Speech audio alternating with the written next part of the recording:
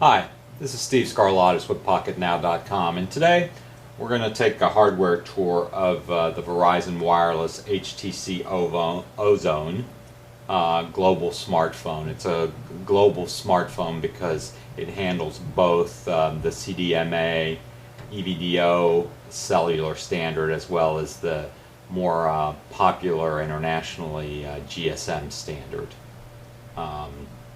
It's a quad-band GSM phone, so it handles US and European cellular frequencies, and it's a dual-band EVDO CDMA device for the US and those countries that have CDMA EVDO networks.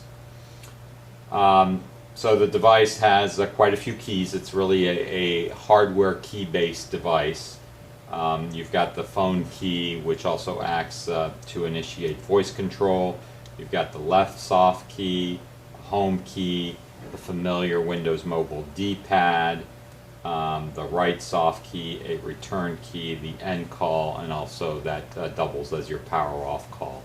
You've got a QWERTY keyboard with a function overlay for numbers, locking the device, going to vibrate mode, the communications manager. You can also access your email directly and mute the device. So you can see the fact that they put the email key next to the space bar means that this is really a texting messaging device.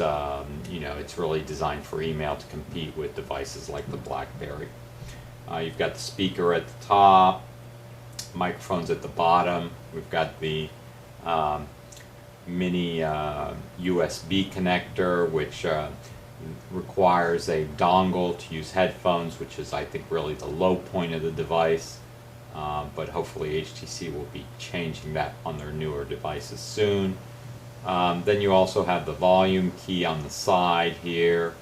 We've got a 2 megapixel camera. We've got the speakerphone, a speaker here, the microphone there. If we pull the cover off, you've got the micro SD card slot, which can handle up to 16 gigabyte. And if we pull the battery, you'll see this is where the GSM card, and it comes preloaded with a Verizon Vodafone GSM card, so the phone's already enabled to work with the GSM network, and that's something that I'm curious to see if it works with an AT&T SIM card, since I won't be going overseas, unfortunately, to test the device, although that would be a nice treat. It runs, let's see if we'll power it on here. It runs the Windows Mobile 6.1 operating system, and which gives you, all the ActiveSync features if you're using Exchange email server, or you can connect to services like Google Gmail or MSN Hotmail. In comparison to other devices, I have an old SMT 5800 from Verizon, which was a non-touchscreen device, as the Ozone is, meant for emailing or texting, but it had a slide-out keyboard.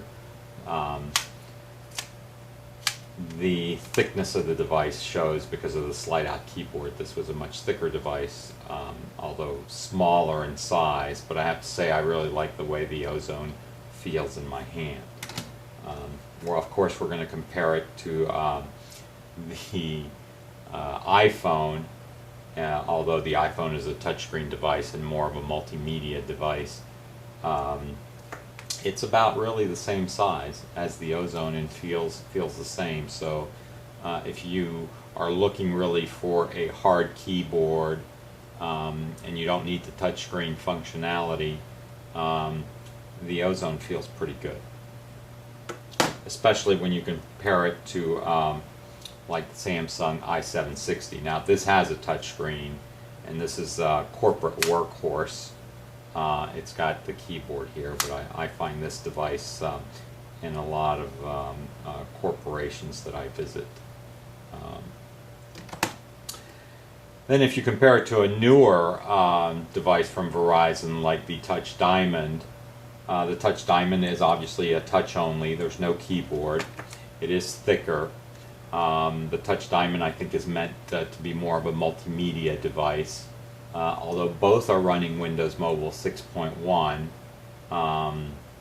you've obviously got a larger screen on the Touch Diamond.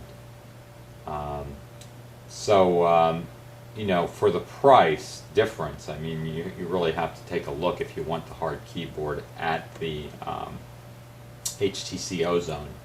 On a 2-year contract, it runs $119.99, but Verizon is currently offering a $70 rebate, which brings the price down to $49.99. That's a pretty incredible price for a full-featured smartphone.